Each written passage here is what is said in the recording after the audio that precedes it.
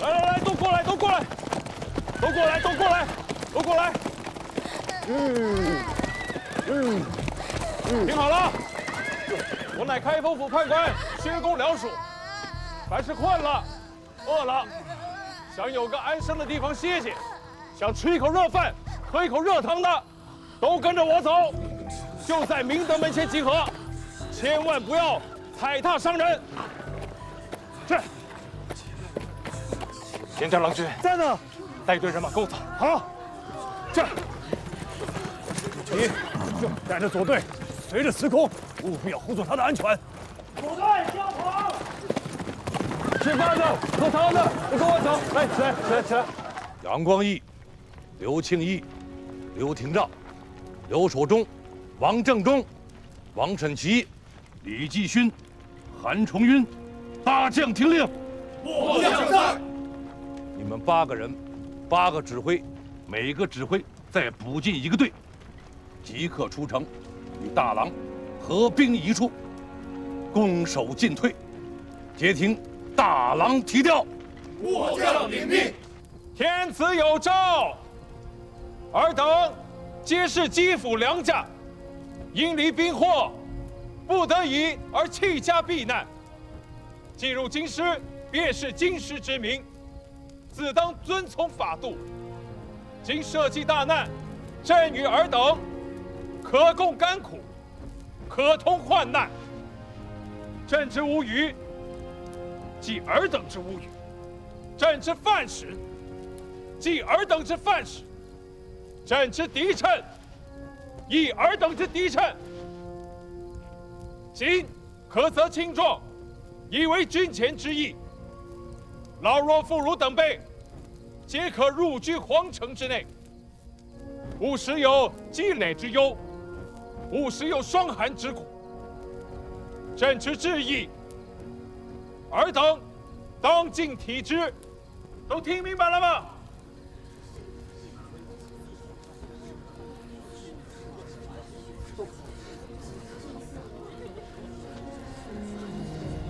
都听好了，自即刻起，女子、老人、童子皆可入住皇城，饭食、汤水、居所，皆由官家前专人安顿。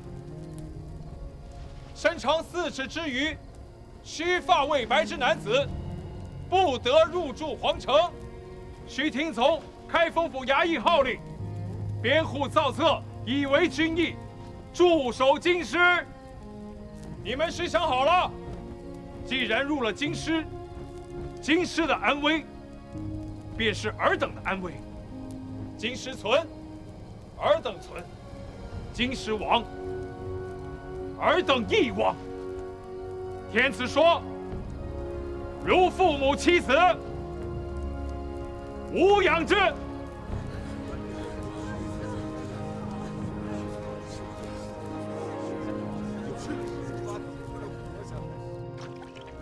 排好，都排好，都排好啊！都下来！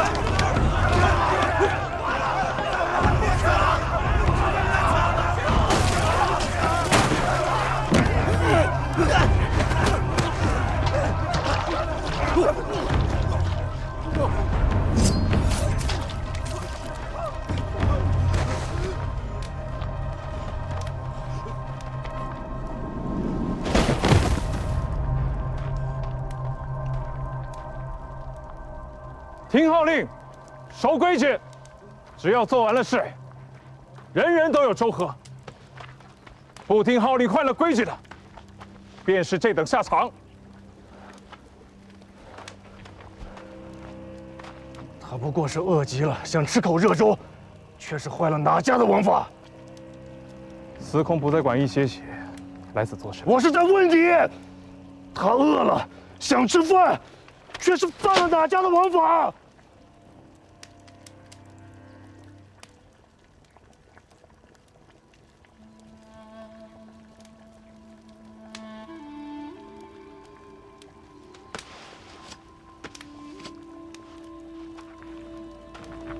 请司空执起刀，替他报仇。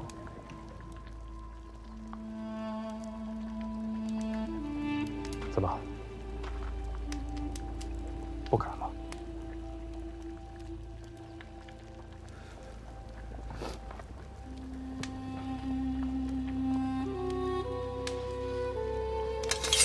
看什么呢？继续排好队，添好柴。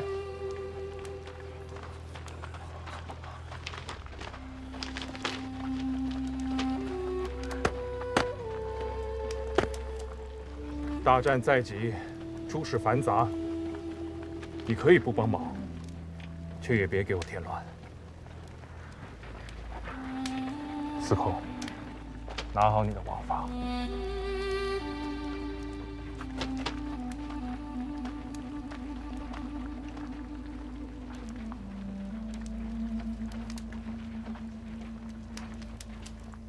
岸上的这些，原本只是蒙童练字、描红的粗纸，但是如今，他烙上了司空于某的印信。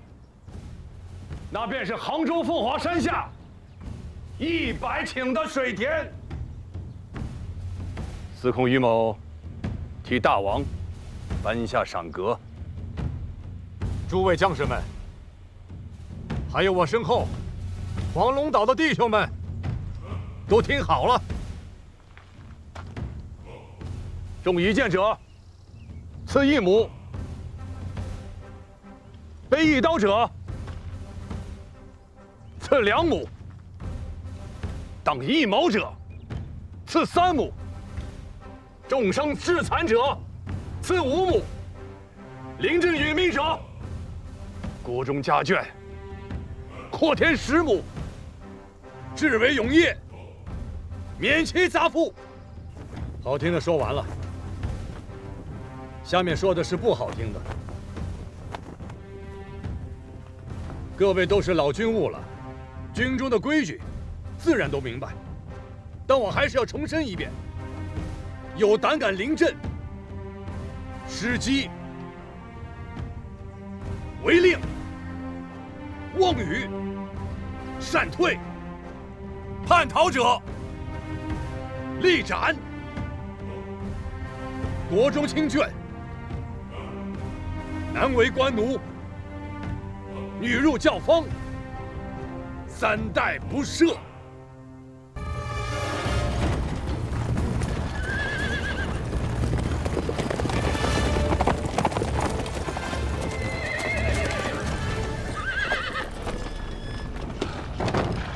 怎么，路上遇袭了？贼军前哨，不足20里。是魏博的斥候，还是远滩蓝子马？魏博斥候，真和那远滩蓝子马要是遇上了，我这就回不来了。贼中可还立于行？马上全是金银珠玉、家私器皿、绢帛绸缎。妈了个巴子的，这帮阿扎泼财，从腋下到京城，竟是走了一条富贵路过来。你给我好生回话。某现在是义军主将。是。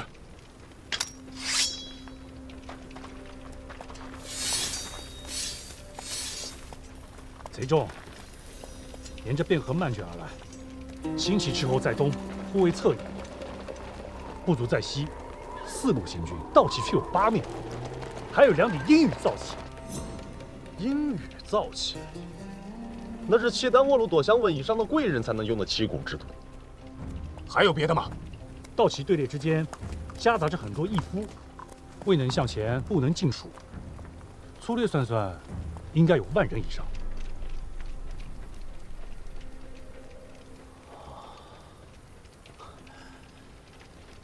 夹带私财，裹挟民夫，1个时辰最多也就走3、5里路。看来午时是到不了了，怕是要等到日落时分了。吃点东西去吧。是，走走，累了吧？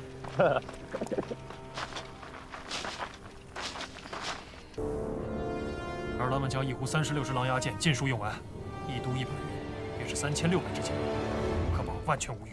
少诓我，你这一都何尝能有100人？100人没有，80人总是有的。善射之士难学，在各指挥皆为精锐旋风，又或是亲近卫士。谁家吃空饷，敢吃到这里面呢？那是和自家性命过不去。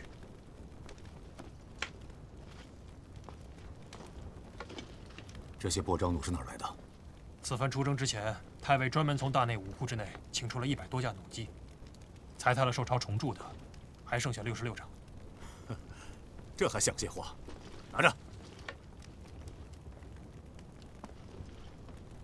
人手若是不够，我再调2队人马给你。不用不用。嘴硬。上弦的虽说不及弓箭手耗气力，可真打起仗来，难免会有筋酥骨软的时候。交替着喘一口气，关键时刻能顶大用。好，都听你的。承旨，承旨，承旨，来了，来了，承旨。好生说话，说仔细了。承旨，贼军来了，东面。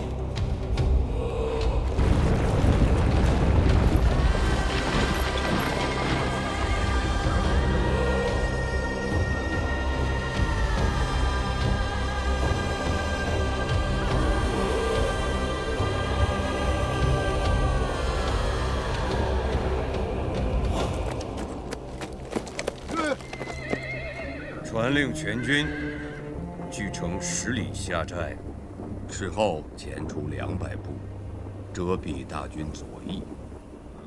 叫弟兄们都小心点儿，那城里怕是有古怪。走，杀！杀！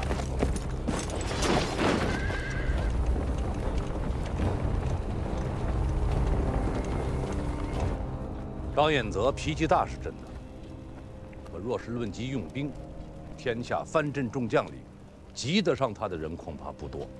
想让他大义轻敌，吃上一个小亏，怕是痴心妄想了。贼众虽远来疲惫，一退就走，却是无懈可击。张彦泽纠正容计，先帝与当今2代天子厌极了他，却始终不夺他的兵权。果然有些道理。今日打不了仗了，让儿郎们谨慎些。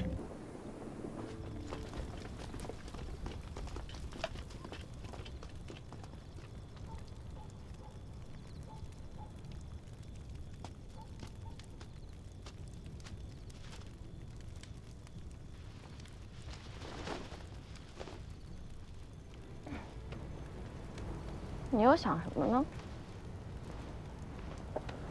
你不觉得咱们在吴越时就是个笑话吗？你又在说什么荤话？我是真觉得我自家就是个笑话。父王轰了6个接掌两军，杀了代太尉，囚禁了三哥和大郎兄。我认为六哥不对，去找他争辩。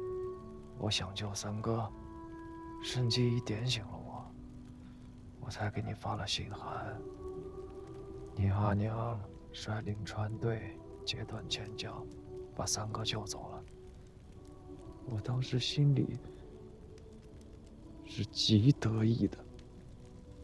我得意的是，六哥不知道这些事儿，是我这个整日混迹于鱼市酒肆的不成器弟弟一手做出来的。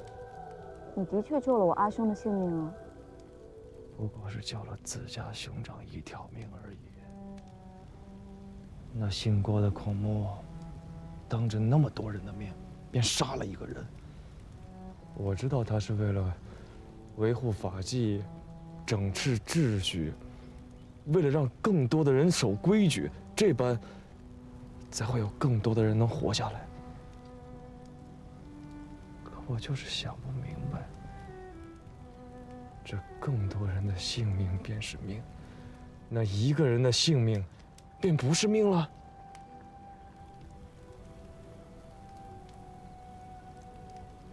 若是我们能活着回杭州，你会娶我吗？啊？我阿娘说，你若是敢要了我又不娶我，她便再次截断钱塘，也要好好与你算明白这笔账。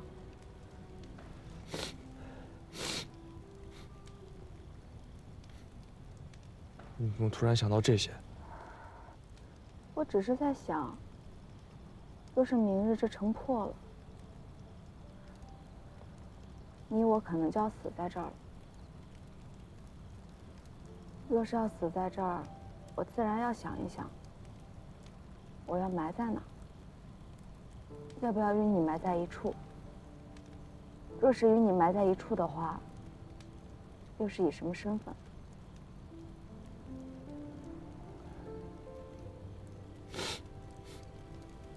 你看这城里头，每天有那么多人想活，眼前的这些人，每日忙得脚不沾地，不用吃饭，不用睡觉，反倒是你，整日像个傻子似的。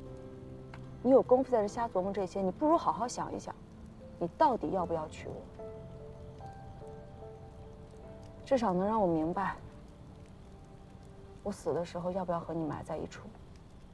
至少这是眼前你能为我做的事儿。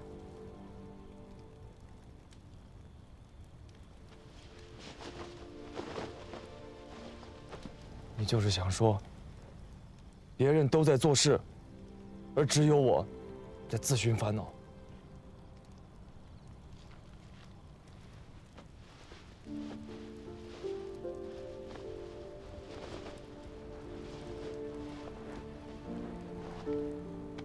这也怨不得你啊，毕竟你生下来便是锦衣玉食的王孙公子，在海上每年都会翻覆上百只渔舟船舶，多少个人丧身渔夫，多少个人这辈子再也见不到妻儿，你知道吗？人死在海里，身子不会沉下去，身体会被海水泡得肿胀发白，然后就那么飘在海面上，被那些大鱼小鱼争食，生生世世不得入土。眼下这个京城，就是这艘大船。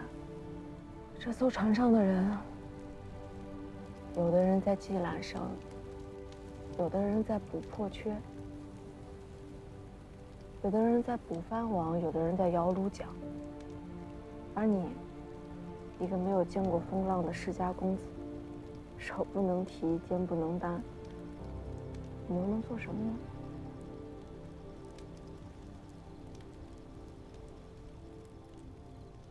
我今日才知道，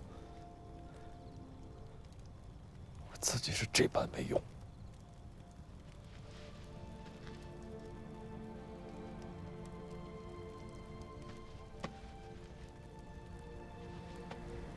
其实啊，这世上哪有那么多晴天蓝海的英雄，多的是像你我这般无用的人。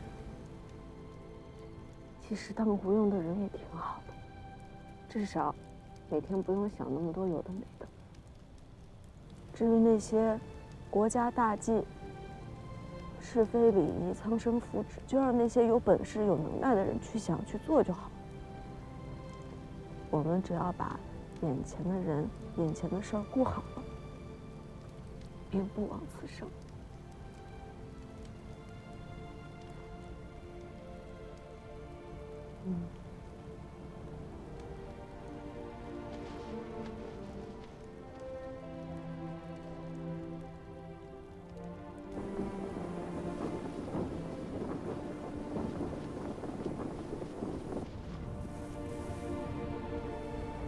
再派50个人，今天晚上调到那边去，守住那个口。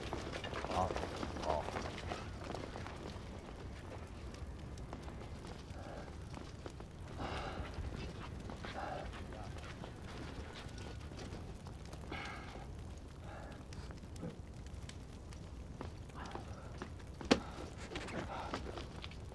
你在干嘛？回禀将主，卑职钱红树听候将主差遣。你以为真闹着玩吗？这打仗会出人命的。回禀将主，卑职知道。哎，三哥，哎，三哥。当军，少时贼寇攻城，兵凶战恶，见识无眼，可没人照顾得了你啊。回禀使君，卑职知道。郎君知道还要一意孤行是吗？贼众围城，天亲在即，区一个吴越国检校司空，在京师之内一文不值，什么都做不了。卑职吴越亲卫第3都小校钱弘处，听候使君将主军令。你拉开弓了你！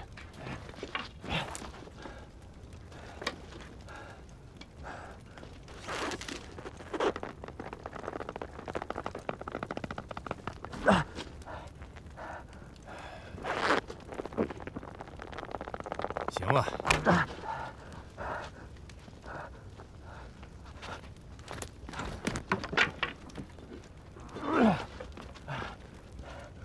卑职可以吃顿。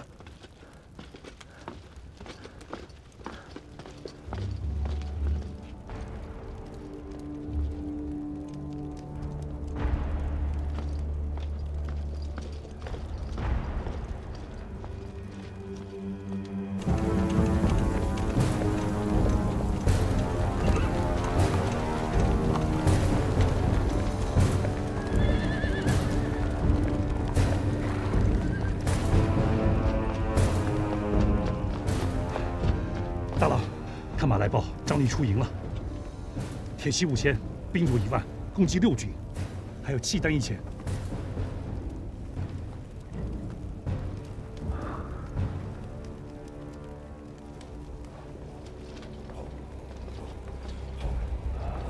传令下去，各指挥紧守城墙，无令擅自出营者立斩。大声宣号夺获军心者立斩。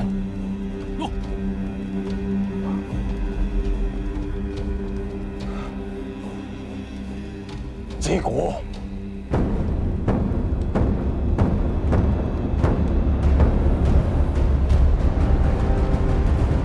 骑兵第1响掠宣阳门，第2响掠营出门，摆步慢守。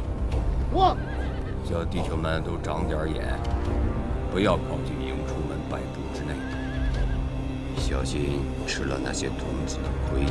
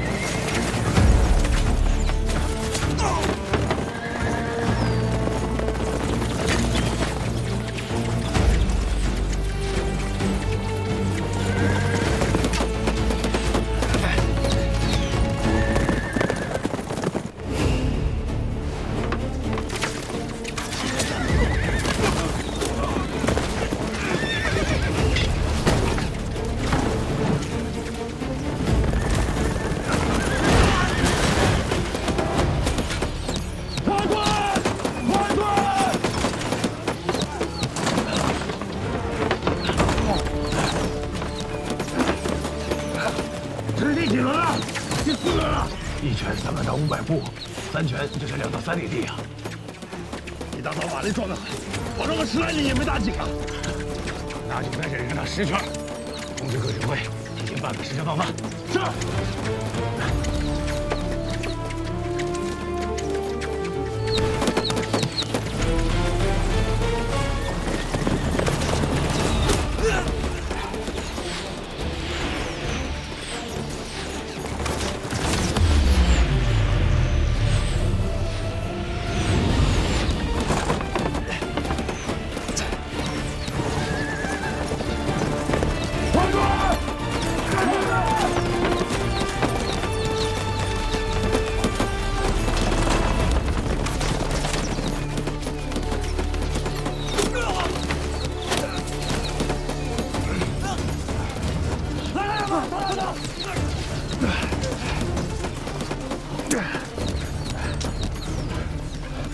11个，少50辆，我2个马军指挥都用过午饭了。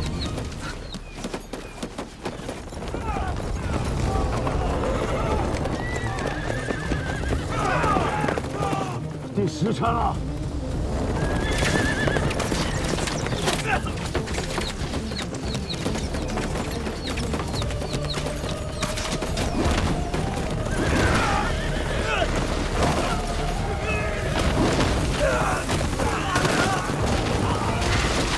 明军，让齐军回来。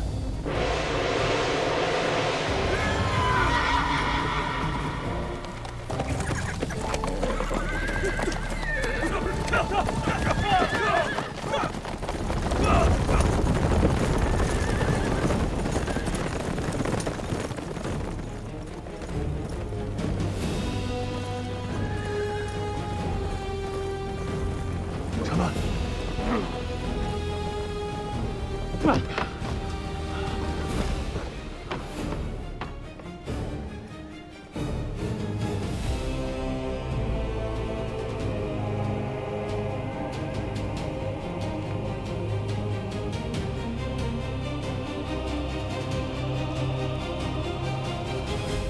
赌一把，赌一把。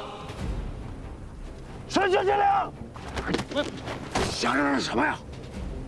不是你说赌一把吗？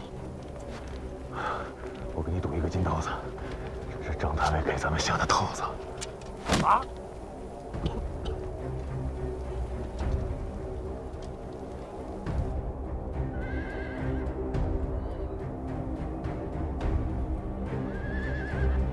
这手下倒是个有眼色。张太尉这番扭捏打扮，却遇到一个不解风情的潘郎君。男人将领法度森严，今日打不成了。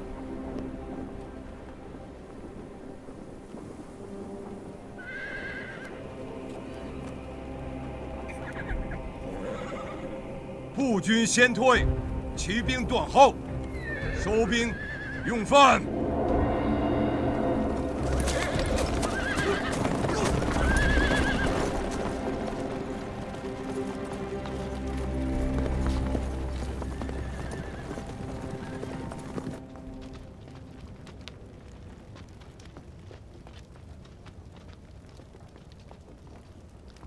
太尉，令郎此番错之，颇具大将风范啊！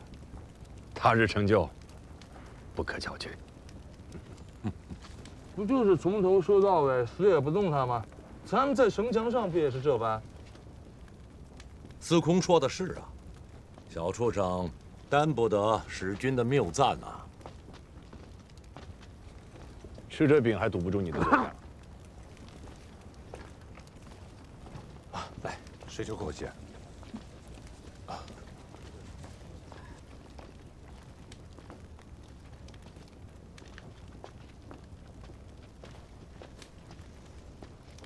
再给我一碗。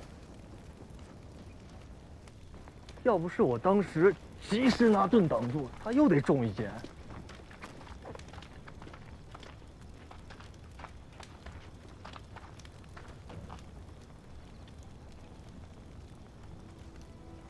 你这却又是何必？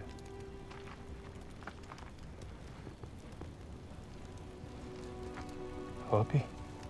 人都死了，拜与不拜又有何用？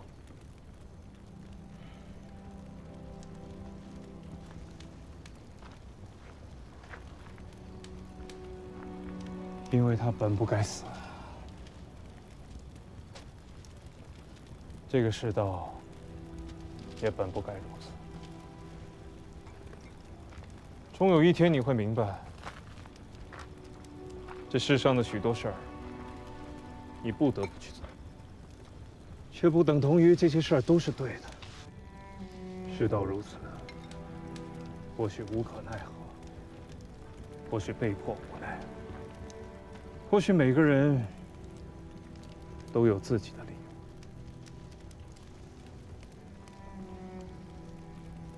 可是非总该是要有的，不管旁人如何说，如何看，自家心里一定要知道，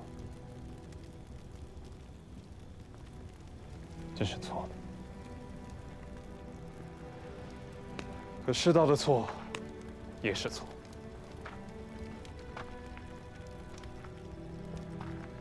不能因为世道的错，顺着世道做的事儿，便都变成了对的。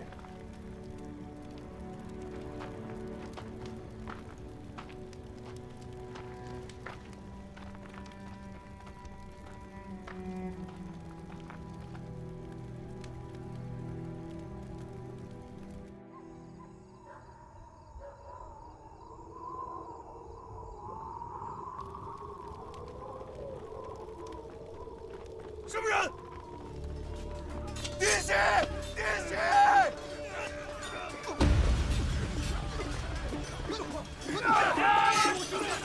怎么了？有人偷城！偷城！拉着他，跟我走。别队，别往上前！别人给我赶下去！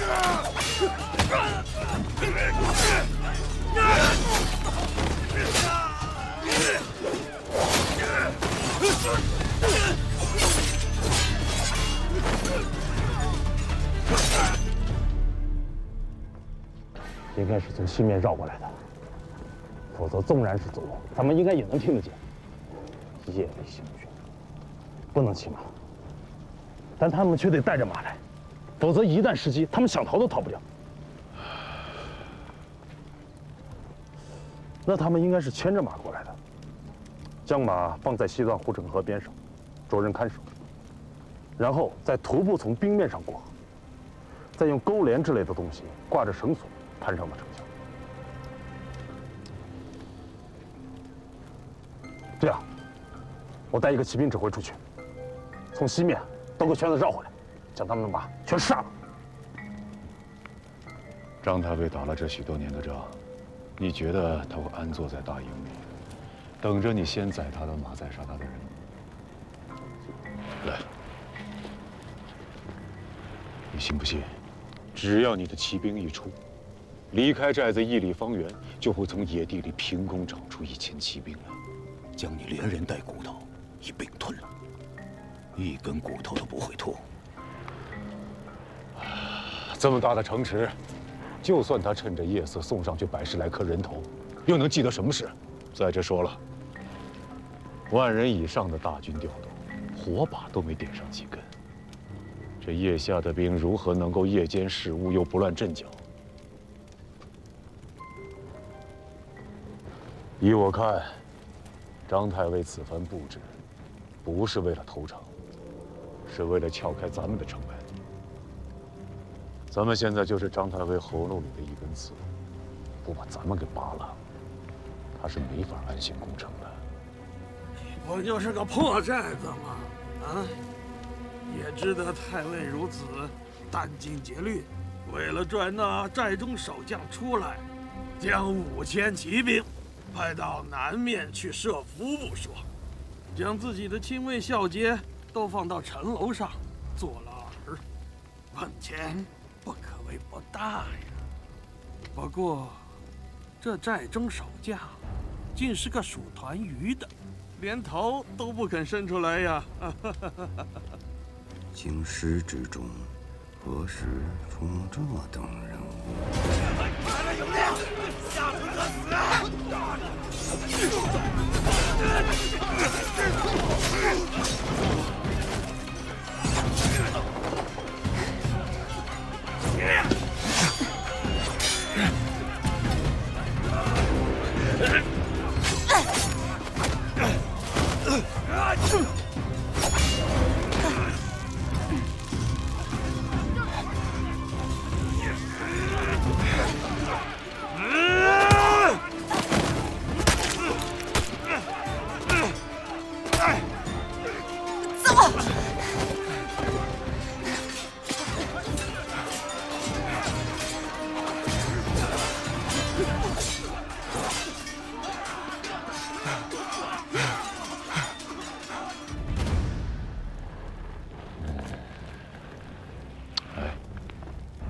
你若是张太尉，将大营扎在南清河畔，又会将粮草辎重摆在何处呢？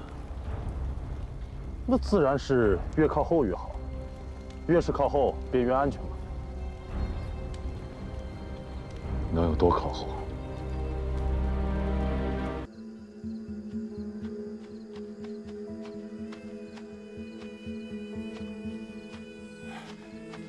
承旨已探查清楚，粮草就在此寨后方。传令下去，大火点着之后，不许恋战，速速撤离，除非碰到老胆的、丧胆的，给我往死里砍！好。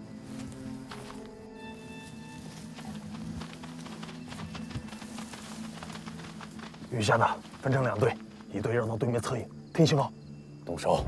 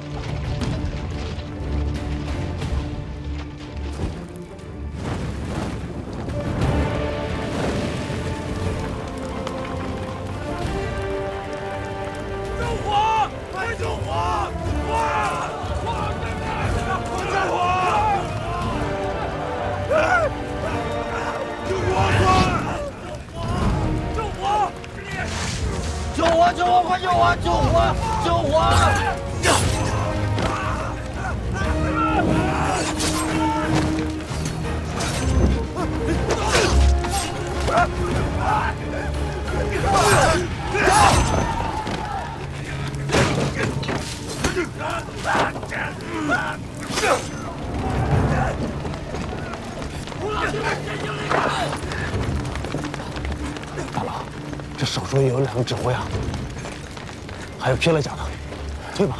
不急，把力使了，就是拿了那条大鱼。走，嘿，跟着大郎冲！车长，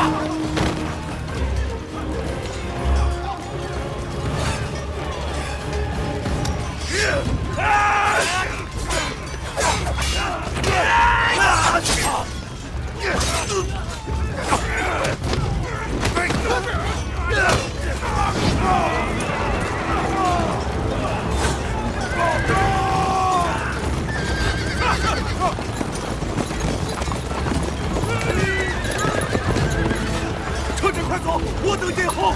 快走啊！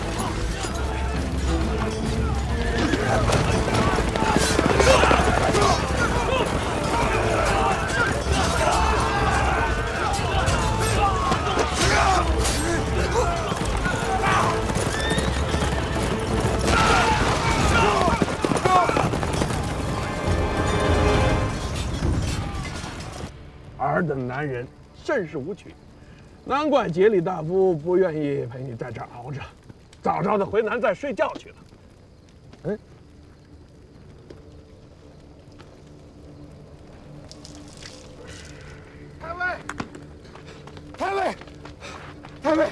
还在失火。什么？南战！将士们，多喝口酒，暖暖身子，壮壮胆儿啊！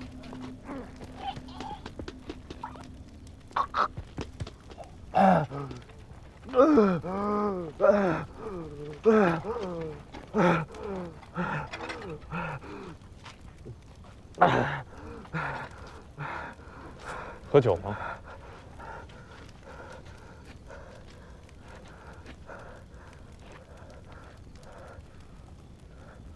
喝。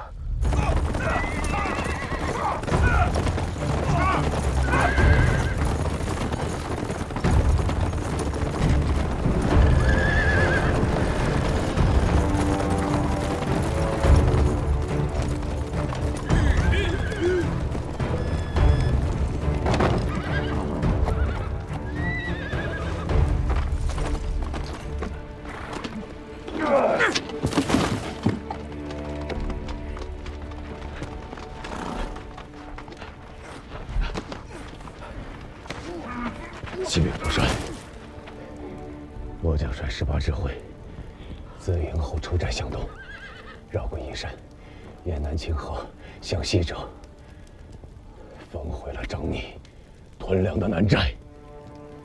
你的18指挥，只剩下你身后这些人马了吗？而让我们以命相护，助我生擒契丹御史大夫耶律杰里，换张东西。小畜生，用兵之道，守在池中。可是你一贯的行险赌命，自己陷了便也罢了，却要折了我骑兵指挥，坏了我守城大计，你有几个脑袋？末将知罪。滚下去带队！诺。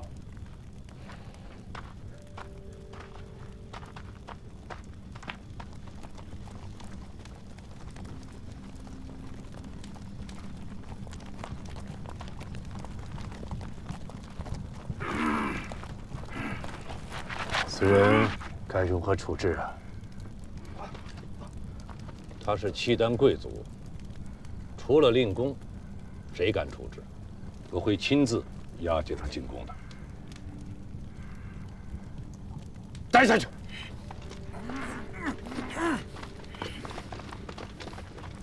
来人，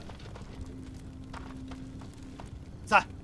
这次多亏了大郎，给他撕一条羊腿，端一盆热汤过去。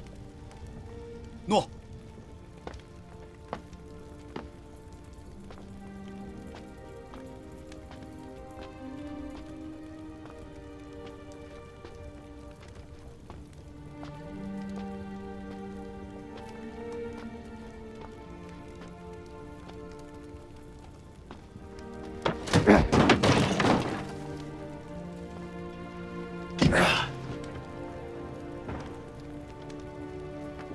喝酒吗？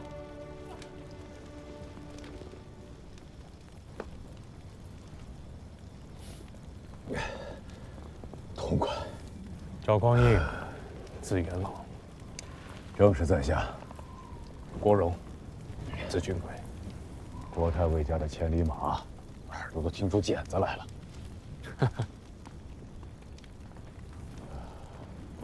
小司空不胜酒力吗？没看见在喝吗？司空就是司空，喝起酒来也是一分3品以上的技巧啊！什么司空不司空？小弟钱洪处，字虎子。哎呀，有你在身边，夜间急切的时候，怕是都不用出门了。去你的！大郎，大郎，这儿呢。哪儿来的？太尉赏你的，兄弟们都说你是好样的。滚！不白喝你的，一起吃。好久不客气了。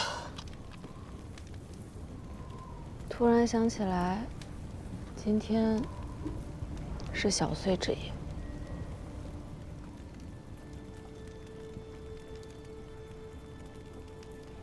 10年前的小岁，父王问我：“此生何所愿？”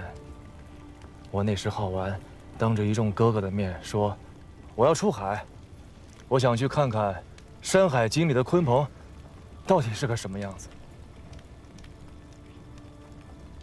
天下的阿爹都一个样，心里明明开心的紧，嘴里却恨不得把你给剁了。我10岁那年，也是小岁，阿爹问我长大以后要干什么，我说：万军之中，临敌能陷阵，成未获之功，于愿足矣。当夜便是一顿好打。你呢？你想要什么？问你话呢？没有。真无趣。早知你如此扭捏不爽利，当日便不救你了。生在这个世道里，想要什么，似乎都不对。我记得去年的小岁，我正好在晋阳。当时我父亲心绪不佳，而家中的弟弟妹妹年纪太小，只能我带众人去问父亲。小岁当问来年夜，父亲平素简约，在军中颇有威望，却始终不得拜接朕。父亲心中可有所憾。国太尉怎么说？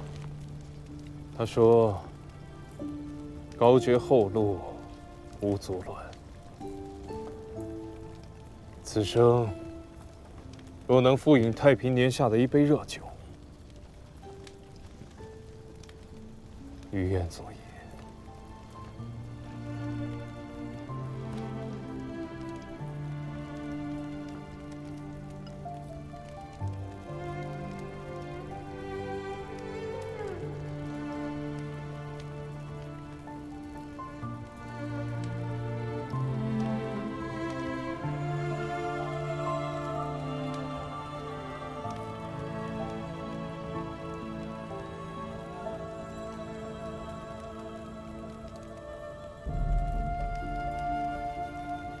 好美啊！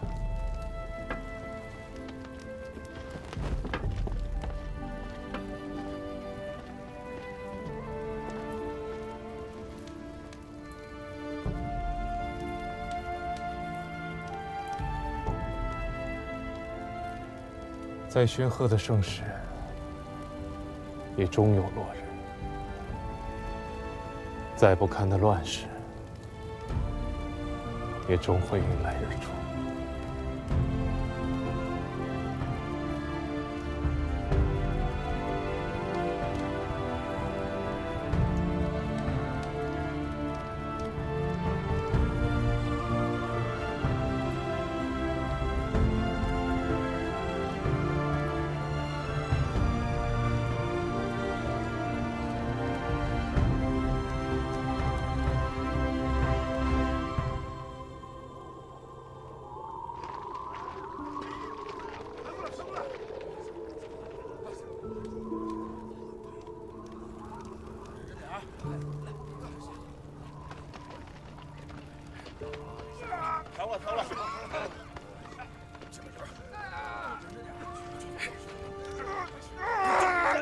等一会儿，忍会儿啊！马上好了，好了。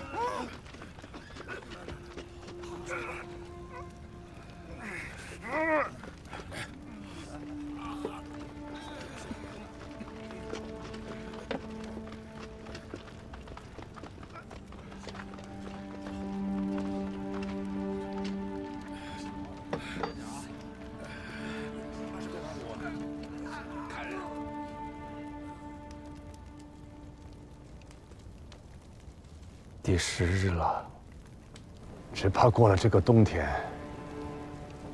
汴梁城里就没有活人了。天寒地冻，守城固然艰难，可攻城的贼众只会更难。这话也不是这么说的。城墙可视，人心不可视啊。最初几日，凭着一腔义气热血，一番高绝后路，尚可支应。如今10日过去了，渭南多变，人之常情。再加上天寒难耐，敌中也不是孤军一支啊。杜重威在腋下还有5万兵，更不要说他背后的契丹人。倒是朝廷这边，号称征朔，有一个天子，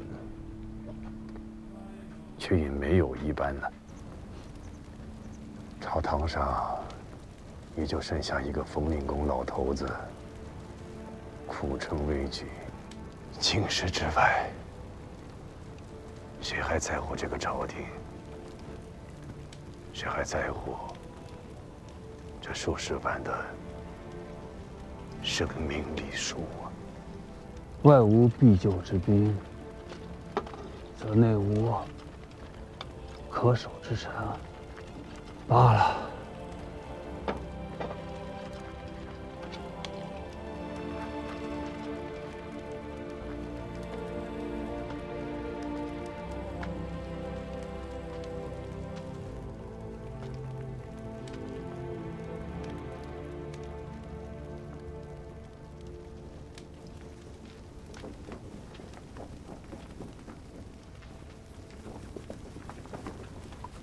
守了10日了，也不知道相公们议出什么章程没有。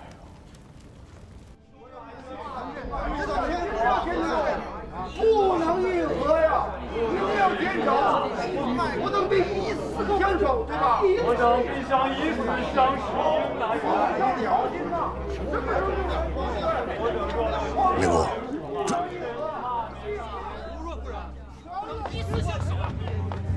令公。 令公，令公，来了。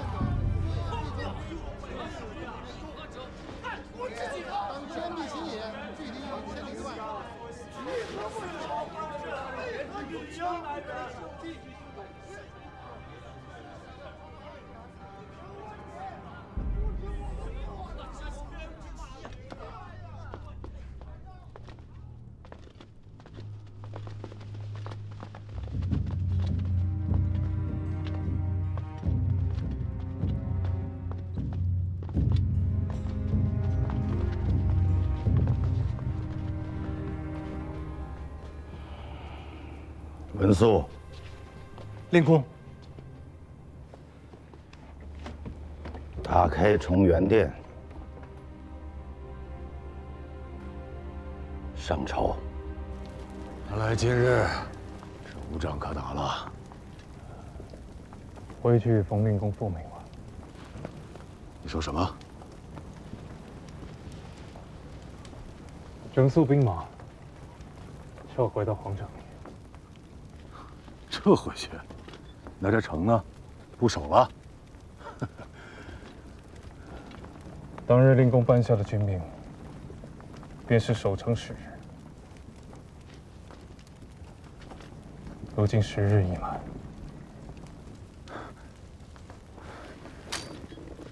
君贵兄，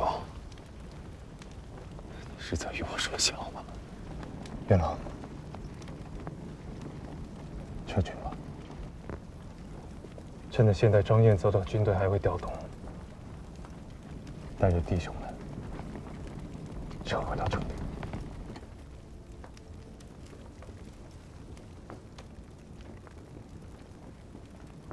浴血11日，死了的、活着的，都是好汉子。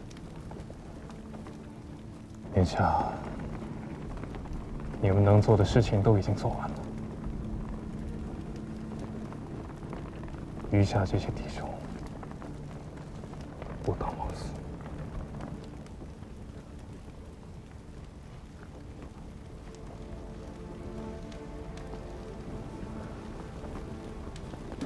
王嗣，守城那一日，副帅给了我18个指挥，满编18个指挥，是2221人。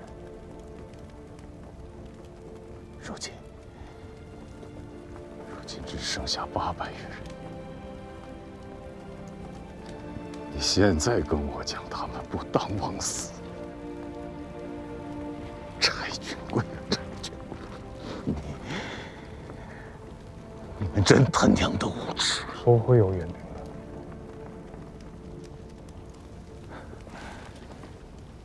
我知道，再守下去也是一样的结果。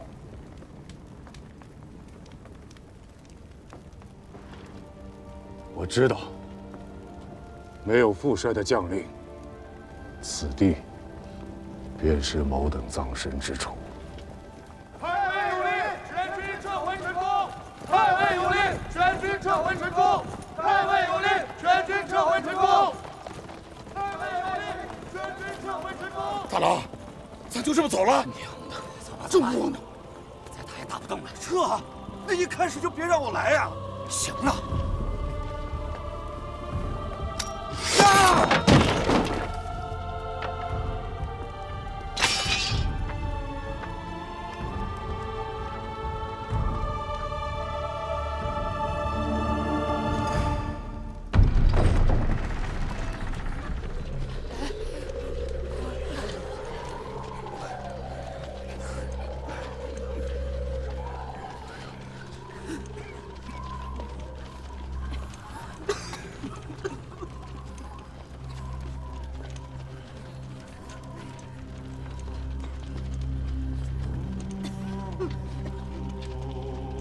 为契丹会同10年，岁次丁未元月，契丹大皇帝陛下制曰：请有皇王分尊北南，祭墓名誉，告谕四方。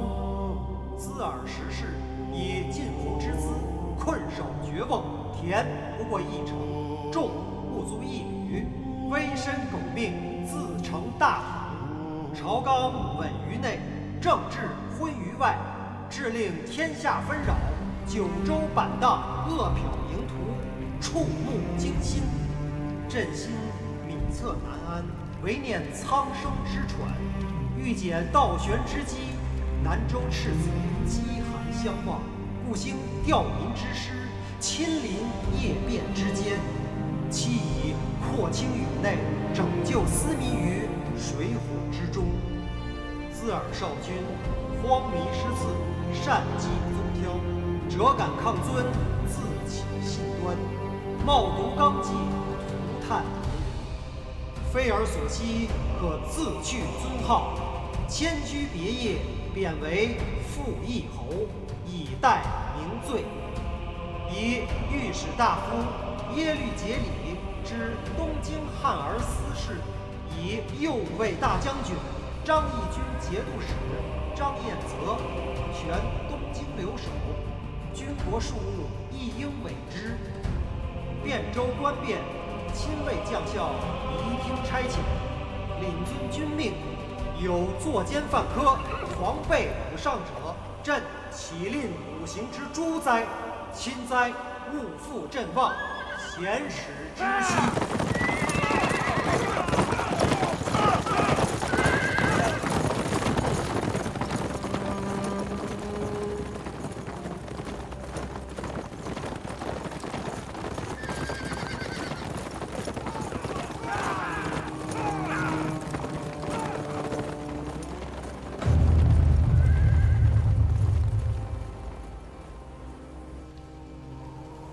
这便完了吗？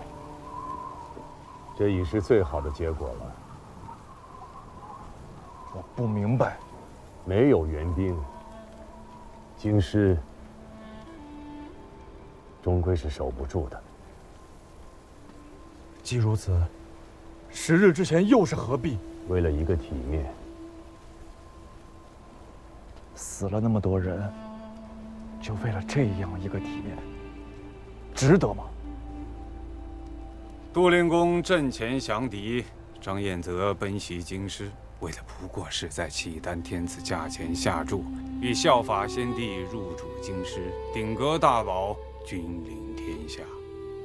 效仿先帝，也做儿皇帝吗？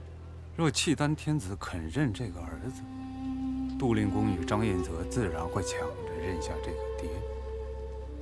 此国贼也，汉贼不两立，人心沦丧，无忠无义。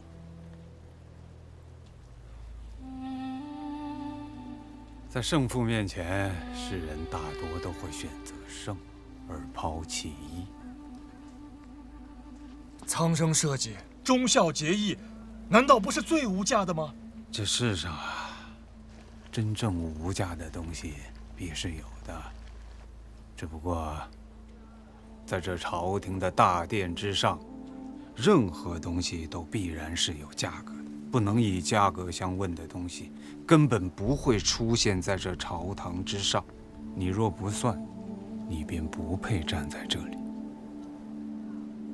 令公和相公，是想看看如今这天下究竟有谁肯在大势已去的朝廷身上下注？北国势大，中原衰微，在大多数人眼中，胜负已定。若让尊兄来选，是压朝廷，还是压契丹呢？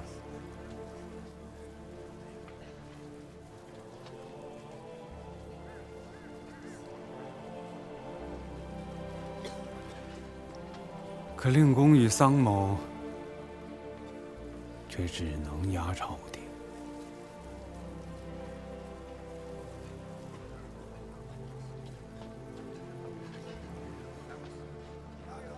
这10日之战，便是要告诉天下人，在此人心背离之际，依然还有人在压朝廷。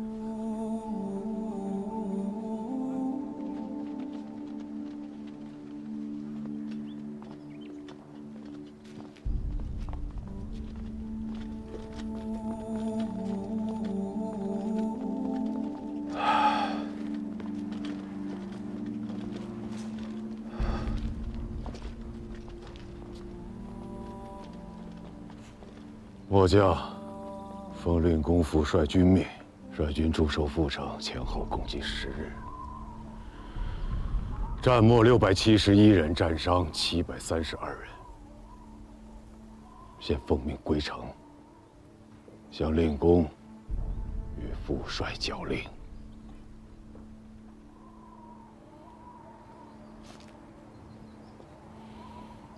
该做的事情，能做的事情，都做完了。去老夫府上，把家人接回去吧。谢过令公。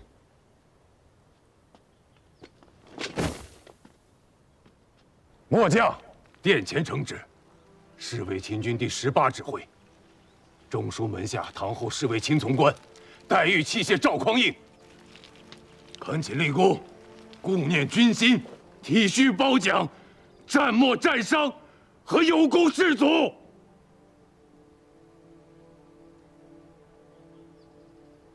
小畜生，宫阙之下，岂是你胡闹的地方？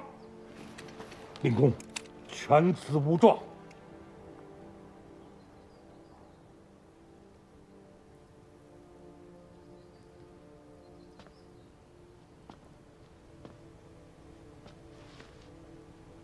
拿来。令公要的是什么？战没有功将士名册，还未写好是吧？无妨，老夫等着。战没战伤的将士需要抚恤，有功的将卒需要褒奖。这即便是天真的塌下来了，也是要做的事。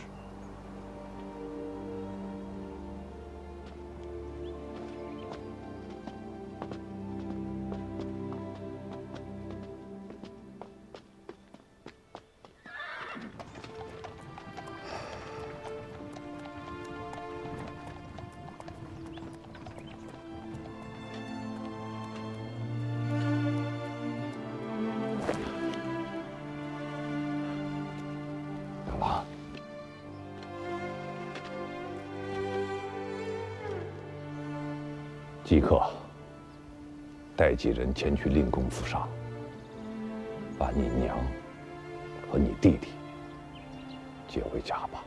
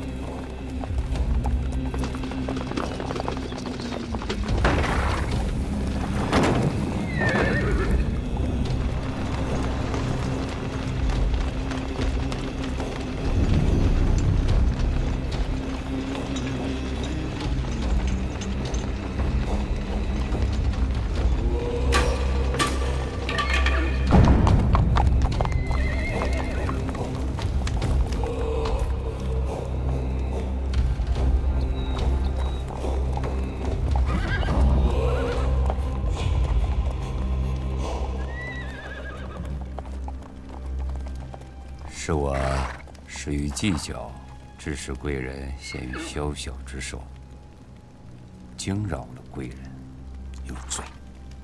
陛下的诏命里还有一件事，需你我去做。是了，要迁废帝于别宫。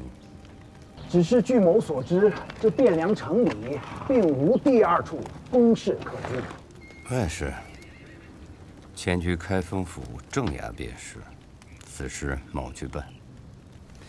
京师这些穷酸做大，明知自家吃不上，却也不叫旁人去吃，坏了我与杜令公的大事，也不至于他们竟有何好处。中军，末将在。张榜图形，全城缉拿细作郭荣。末将领命。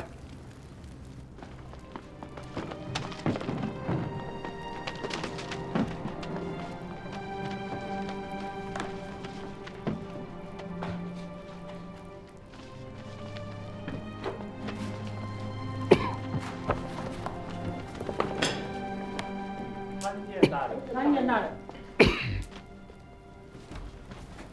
下官吕应参见上官。下官见过相公。相公驾临府衙，所谓何来？怎么？我不当来啊？相公说笑了。子平是清泰2年礼部侍第6名。我记得不错吧？正是。一榜进士寒窗10载，适合12年才做到了京师判官。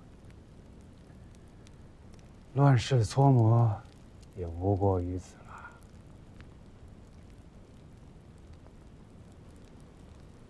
契丹天子的诏命知晓了吧？学士院送来了藤卷。下官正在整理户籍填土账册，收拾印信案卷，待那位张太尉到来，方便移交。好，既然知晓了，那你听好。恭听相公君谕。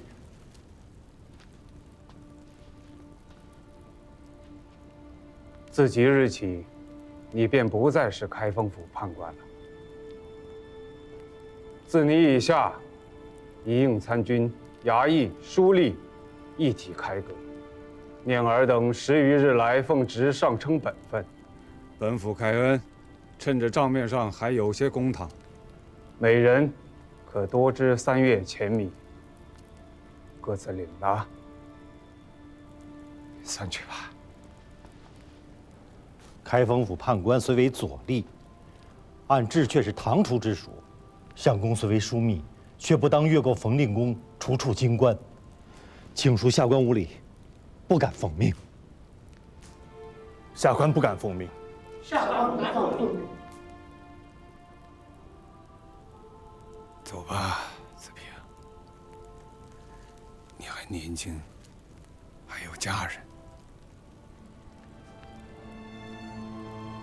相公，薛某不才，已知大难将至，却不敢牺牲狗命，以窥职守。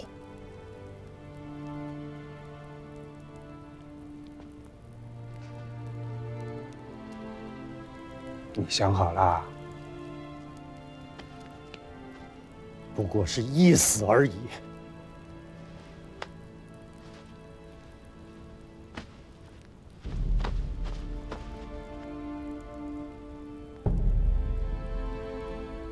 原不朝你，桑某才是大晋朝开封府尹。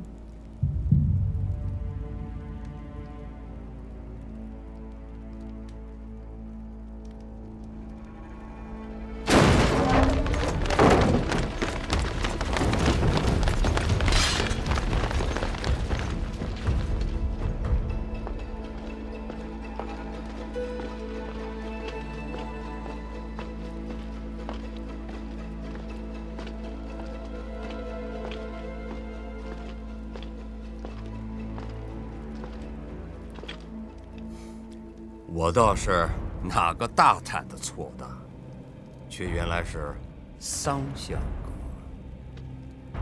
你来的真慢。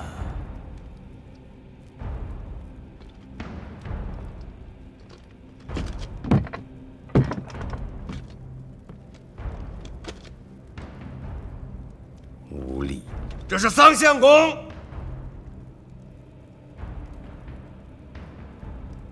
我奉契丹天子诏命，接管开封府衙。桑相公，你素来是识时务，想必不会阻拦。我这个开封府尹还在，你接管不了。什么？不肯奉诏。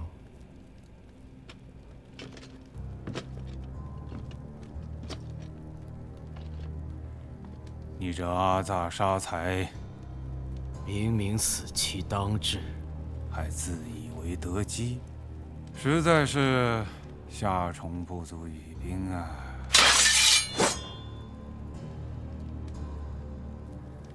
少尉，你莫要给脸不要脸。桑某卖了燕云16州，宜修万国。而与杜重威卖了河北和京师30几个州郡，却又哪里来的脸面道诏给桑某？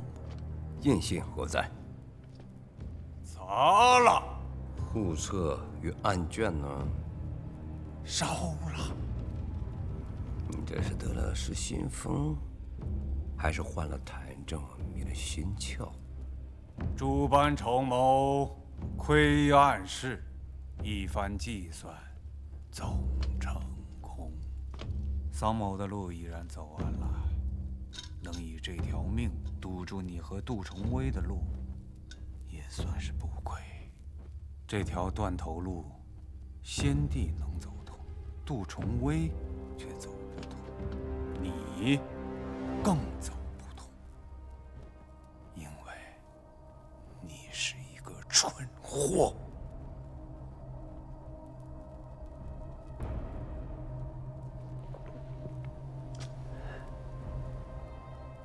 好，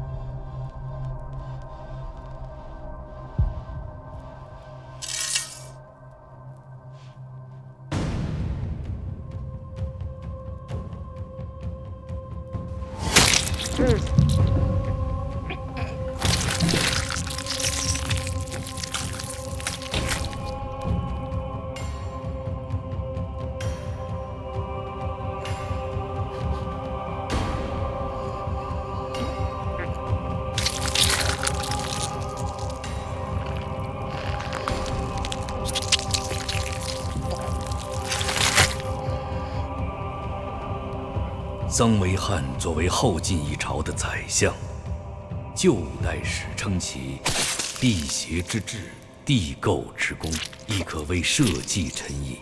新五代史亦称灭唐而兴晋为汉之力也，其谋士之略、治政之能，也得到了时人的认可与推崇。然而，作为出卖燕云16州的直接责任人之一，也因此受到了后世儒家士大夫的严厉批判与鞭笞。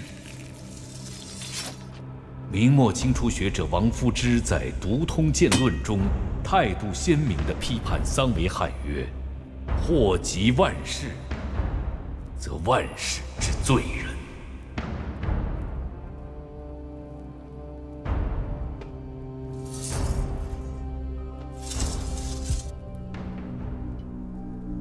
中军，末将在。晓谕全军，改假3日，全城大肃。打头阵的弟兄，大封第1日，其他人2、3日，让弟兄们记好时辰。大后日晚间，须使各自归队。谢太尉。